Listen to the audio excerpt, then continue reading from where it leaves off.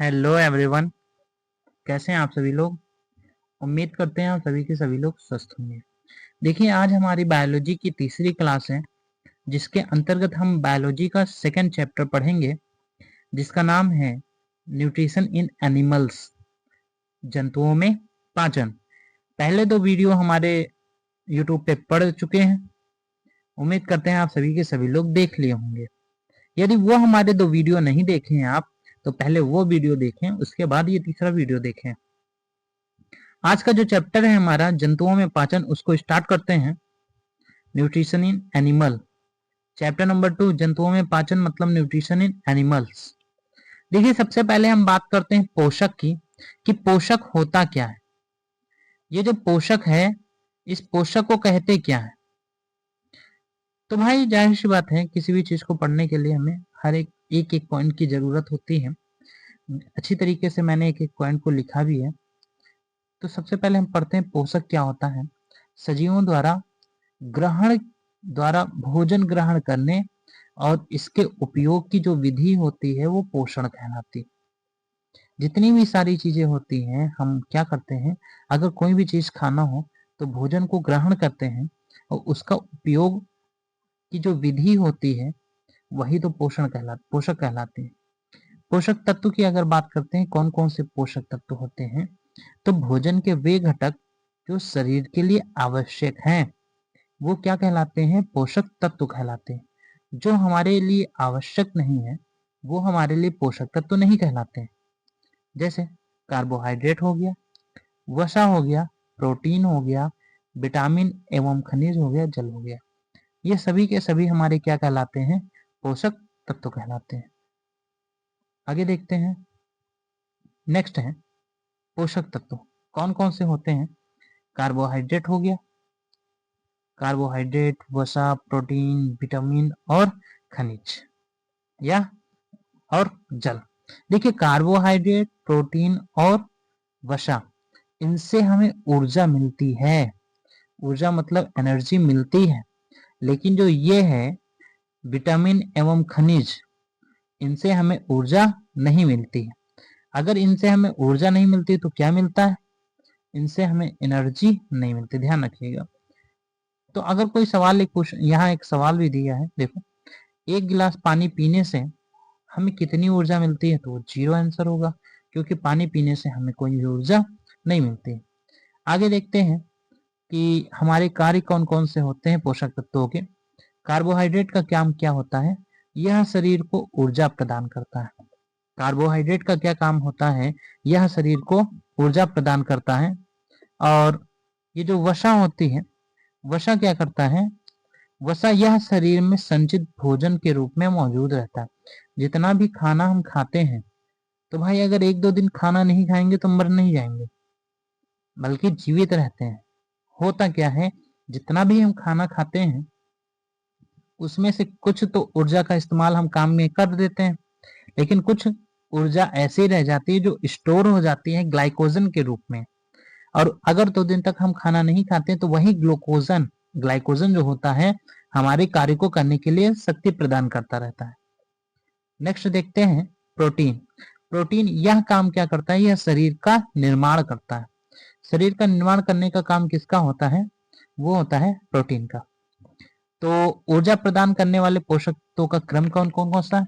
सबसे ज्यादा किससे हमें ऊर्जा मिलता है, वो है बेटा कार्बोहाइड्रेट। सबसे ज्यादा कार्बोहाइड्रेट हो गया, उसके बाद फैट हो गया, और उसके बाद प्रोटीन हो गया। तो सबसे ज्यादा यहाँ पे तात्कालिक ऊर्जा कौन देता है, तात्कालिक ऊर्जा ग्लूकोज देता है। ग्लूकोज ग्लूकोज देता है तात्कालिक ऊर्जा, जो कार्बोहाइड्रेट होता है। और सर्वाधिक ऊर्जा हमें किससे मिलती है, सर्वाधिक ऊर्जा हमारी कार्बोहाइड्रेट से मिलती है। सर्वाधिक ऊर्जा की बात करें तो कार्बोहाइड्रेट होता है। तात्कालिक ऊर्जा की बात करें तो ग्लूकोज होता है। तात्कालिक ऊर्जा कौन देता है, ग्लूकोज देता है। आगे बढ़ते हैं। पोषक तत्वों की अगर चरण की बात करें, तो सबसे पहले अंतर्ग्रहण होता है, फिर पाचन होता है, अवशोषण होता है, स्वांगीकरण होता है, और तीसरा जो लास्ट जो होता है वो निष्कासन होता है। निष्कासन को एक अन्य नाम से जाना जाता है, बहिष्करण, बहिष्करण, बहिष्करण। तो अंतर्ग्रहण हो गया, पाचन हो गया, अवशोषण, स्वांगीकरण और निष्कासन या बहिष्करण। हम देखते हैं कि भोजन के पाचन में शामिल जटिल प्रक्रियाओं का सही क्रम क्या होता है। इसका मतलब ये है, सबसे पहले क्या होता है, सबसे पहले अंतर्ग्रहण होता है, सबसे पहले क्या होता है, अंतर्ग्रहण होता है। उसके बाद क्या होता है, उसके बाद पाचन होता है। फिर पाचन जो करेंगे उसके बाद क्या होता है, अवशोषण होता है। उसके बाद स्वांगीकरण होता है। क्या होता है, स्वांगीकरण होता है। उसके बाद निष्कासन होता है। तो ये पेपर में कभी कभी पूछ लेता है कि भोजन के पाचन में शामिल जटिल प्रक्रियाओं का सही क्रम क्या होता है। सबसे पहले अंतर्ग्रहण होता है, अंतर्ग्रहण, पाचन, अवशोषण, स्वांगीकरण और निष्कासन। देखिए अंतर्ग्रहण क्या होता है, हम देखते हैं अंतर्ग्रहण क्या होता है। तो शरीर के भीतर भोजन ग्रहण करना या भोजन ग्रहण करने की जो विधि होती है वो अंतर्ग्रहण कहलाती है। जितना भी खाना हम खाते हैं, मुंह में लेते हैं, भोजन ग्रहण करना मतलब मुंह में लेना, या भोजन ग्रहण करने की जो प्रक्रिया होती है उसे ही क्या कहते हैं, अंतर्ग्रहण कहते हैं। अगर हम पाचन की बात करें तो पाचन क्या होता है, भोजन के जटिल पोषक पदार्थों के को बड़े अणुओं को सरल अणुओं में तोड़ना या घुलनशील अणुओं में बदलना क्या कहलाता है, पाचन कहलाता है। पाचन क्या होता है, भोजन के जटिल पोषक पदार्थों के बड़े अणुओं को सरल अणुओं में सरल अणुओं में तोड़ना या घुलनशील अणुओं में परिवर्तित करना क्या कहलाता है, पाचन कहलाता है। जैसे यहाँ पे हमें हमारे ये जटिल भोज्य पदार्थ हैं और ये सरल भोज्य पदार्थ हैं। तो कार्बोहाइड्रेट किस में बदल जाता है, ग्लूकोज में। प्रोटीन किस में बदल जाता है, एमिनो अम्ल में। और वसा किस में बदल जाता है, वसा बदल जाता है वसीय अम्ल में। ये हमारा सवाल है कि पाचन की क्रिया कहाँ संपन्न होती है, पाचन की क्रिया पाचन तंत्र में संपन्न होती है। अब हम बात करेंगे मानव पाचन तंत्र की, मानव पाचन तंत्र की। तो मानव पाचन तंत्र में दो भागों में विभाजित किया गया है। जो मानव पाचन तंत्र है उसको दो भागों में विभाजित किया गया है, जिसमें से पहला है आहार नाल और दूसरा है संबंधित ग्रंथियां। तो आहार नाल क्या होता है, मुख से लेकर मल द्वार तक एक लंबी नली होती है जिसे आहार नाल कहते हैं, जिसे आहार नाल कहते हैं। इसकी शुरुआत कहाँ से होती है, इसकी शुरुआत मुख से होती है और इसका अंत कहाँ से होता है, इसका अंत गुदा से होता है। अब इससे संबंधित ग्रंथियों की अगर बात करें तो इसमें यकृत हो गया, अग्नाशय हो गया और लाल ग्रंथियां हो गई। लाल ग्रंथियां कितनी होती हैं, 3 जोड़ी हमारी लाल ग्रंथियां होती हैं जो मानव पाचन तंत्र में सहायक होती हैं। अब हम बात करते हैं कि आहार नाल के कौन कौन से भाग होते हैं। मुख हो गया हमारे आहार नाल का भाग, मुख गुहिका हो गया, ग्रसनी, ग्रास नली, आमाशय, छोटी आंत, बड़ी आंत और गुदा। तो आंत के आठों जो हैं वो हमारे आहार नाल के भाग कहलाते हैं। अब इसमें से छोटी आंत और बड़ी आंत की अगर बात करें तो छोटी आंत में ग्रहणी, जिसको रेक्टम कहा जाता है, इसको क्या कहा जाता है, इसको रेक्टम कहा जाता है। रेक्टम हो गया, जेजुनम हो गया, इलियम हो गया। ये हमारी छोटी आंत के 3 भाग होते हैं, जबकि बड़ी आंत की कोलन और मलाशय ये 2 मुख्य भाग होते हैं। ये जो परिशोषिका है ये अपेंडिक्स होता है, ये अवशोषी अंग होता है। कहने का मतलब ये अवशोषी अंग क्या होता है, हमारे शरीर में ये जो अपेंडिक्स होती है इसका बेसिक काम कुछ नहीं होता है, सिर्फ ये रहती है लेकिन इसका काम नहीं होता है। तो हमारे शरीर में वो सारे अंग जो काम नहीं आते हैं किसी भी कार्य के करने के लिए, तो वो क्या कहलाते हैं, वो अवशोषी अंग कहलाते हैं। इसी तरीके से अपेंडिक्स का कोई काम नहीं होता है, इसीलिए वो क्या कहलाता है हमारा, उसका कोई काम नहीं होता, इसीलिए वो हमारा कहलाता है अवशोषी अंग।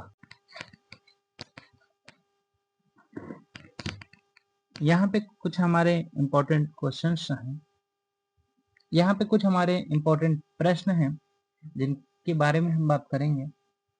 सबसे पहला जो प्रश्न है हमारा वो है आहार नाल की लंबाई कितनी होती है? तो आहार नाल की लंबाई कितनी होती है? 9 मीटर। सबसे छोटी आंत जो होती है उसकी लंबाई कितनी होती है? उसकी लंबाई होती है 6 से 7 मीटर। बड़ी आंत की लंबाई की अगर बात करें तो ये 1.5 मीटर होती है। अब यहाँ पे देखो, सबसे छोटी आंत की लंबाई 6 से 7 मीटर होती है, जबकि बड़ी आंत की लंबाई हमारी 1.5 या 2 मीटर होती है। फिर भी बड़ी को हम छोटी और छोटी को बड़ी कहते हैं। छोटी आंत जो होती है उसकी लंबाई काफी ज्यादा बड़ी होती है, 7 मीटर होती है, तो इसको छोटी कहते हैं। और बड़ी आंत की लंबाई 1.5 मीटर होती है, इसलिए इसको बड़ी कहते हैं। क्यों कहते हैं इसको पता है? वो इसलिए क्योंकि जो बड़ी आंत है उसका व्यास काफी ज्यादा होता है, और जो छोटी आंत है उसका व्यास कम होने के कारण हम उसे छोटी कहते हैं, और बड़ी आंत का व्यास ज्यादा होता है, इसलिए उसे हम क्या कहते हैं? उसे कहते हैं बड़ी आंत। जिसका व्यास ज्यादा वो बड़ी, और जिसका व्यास कम वो छोटी। अगला सवाल है कि आहार नाल का सबसे लंबा भाग क्या होता है? तो आहार नाल का सबसे लंबा भाग जो होता है वो हमारी छोटी आंत होती। छोटी आंत जो है वो हमारे आहार नाल का सबसे लंबा भाग होता है। शाकाहारी जंतुओं की आहार नाल मांसाहारी जंतुओं की आहार नाल से अधिक होती है। क्या होती है? अधिक होती है। ऐसा क्यों? तो देखिए, शाकाहारी जंतुओं की आहार नाल काफी ज्यादा बड़ी होती है, मांसाहारी लोगों की कम होती है। वो होती क्यों? आइए देखते हैं। देखिए, जो शाकाहारी जंतु होते हैं, जो शाकाहारी जंतु होते हैं वो क्या करते हैं? भोजन के रूप में, शाकाहारी जंतु जो होते हैं वो भोजन के रूप में सेल्यूलोज को लेते हैं, सेल्यूलोज को ग्रहण करते हैं। और सेल्यूलोज की मात्रा जो होती है वो काफी ज्यादा होती है। जितने भी सजीव होते हैं, जितने भी शाकाहारी होते हैं, वो क्या करते हैं? अपने भोजन के रूप में सेल्यूलोज की सबसे ज्यादा मात्रा ग्रहण करते हैं। और सेल्यूलोज का जो पाचन होता है, जो सेल्यूलोज का जो पाचन होता है वो बहुत जटिल होता है। सेल्यूलोज का जो पाचन होता है, सेल्यूलोज का सेल्यूलोज सेल्यूलोज सेल्यूलोज का बेटा जो पाचन होता है वो काफी ज्यादा जटिल होता है। इसी के लिए, इसी कारण से जो आहार नाल, जो शाकाहारी जंतु होते हैं उनकी आहार नाल काफी ज्यादा बड़ी होती। अगर छोटी होगी तो सेल्यूलोज का पाचन आसानी से नहीं हो पाएगा। और मांसाहारी जंतुओं में सेल्यूलोज को ग्रहण नहीं करते, इसलिए उनकी जो आहार नाल होती है वो कम होती। अगला सवाल है सवाल नंबर 6, सवाल नंबर 7। पाचन की क्रिया कहाँ से संपन्न होती है? कहाँ से संपन्न होती है? बेटा दोनों सवाल एक ही है, लेकिन ऑप्शन पे हम ध्यान देंगे। मुख, ग्रसनी, ग्रासनली, अमाशय। मुख गुहिका, ग्रसनी, ग्रासनली, अमाशय। तो अगर ऑप्शन में मुख है तो मुख आपका सही आंसर है, और अगर वही मुख ना होकर के मुख गुहिका है तो मुख गुहिका उसका करेक्ट आंसर होगा। आगे देखते हैं कि मुख गुहिका, मुख गुहिका को इंग्लिश में क्या कहते हैं? बकल कैविटी कहते हैं। मुख गुहिका में दो रोल अदा करते हैं। सबसे पहले एक है दांत और दूसरी होती है बेटा जुबान, टंग और टीथ। टंग और टीथ, ये दो चीजें जो हैं मुख गुहिका में इंपॉर्टेंट रोल अदा करते हैं, बकल कैविटी में इंपॉर्टेंट रोल अदा करते हैं, जो भोजन के पाचन में इंपॉर्टेंट होते हैं। आइए देखते हैं कैसे। सबसे पहला आता है टंग। टंग में ध्यान से देखिएगा, ये जो इधर का पार्ट होता है, ये किनारे किनारे के जो पार्ट होते हैं, इनका टेस्ट कैसा होता है? इनका टेस्ट होता है नमकीन या कड़वा।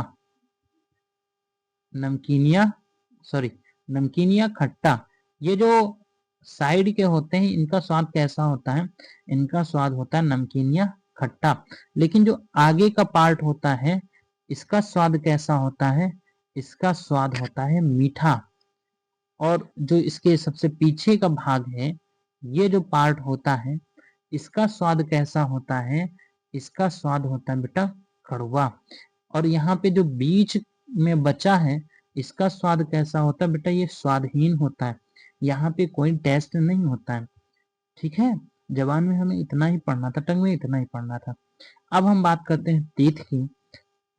तीत मतलब दांत, अपने और तुम्हारे दोनों। तो बेटा दांतों का अध्ययन क्या कहलाता है, दांतों का अध्ययन ओडोंटोलॉजी कहलाता है। ओडोंटोब्लास्ट क्या कहलाता है, दांतों का निर्माण करने वाली कोशिकाएं जो होती हैं उनको ओडोंटोब्लास्ट कहा जाता है। जो दांतों की ऊपरी परत होती है वो किसकी बनी होती है, इनेमल की बनी होती है। इनेमल जो होता है वो शरीर का सबसे कठोर पदार्थ होता है। आगे बढ़ते हैं, दांत की अगर हम बात करें तो जो दांत होते हैं वो दो भागों में बटे होते हैं। सबसे पहला होता है लेयर और दूसरा होता है पार्ट्स। दांतों को दो भागों में बांटा जाता है, एक अस्तर के आधार पर और दूसरा भाग के आधार पर। अस्तर के आधार पर इसको तीन भागों में बांटा जाता है और भाग के आधार पर भी दांतों को दो भागों में बांटा जाता है। अस्तर के आधार पर इसको एनामेल, डेंटिन और पल्प कहा जाता है, जबकि भाग के आधार पर भी इसको तीन भागों में बांटा जाता है, क्राउन, नेक और रूट, शिखर, ग्रीवा और मूल। ये तीनों भागों में बांटा जाता है।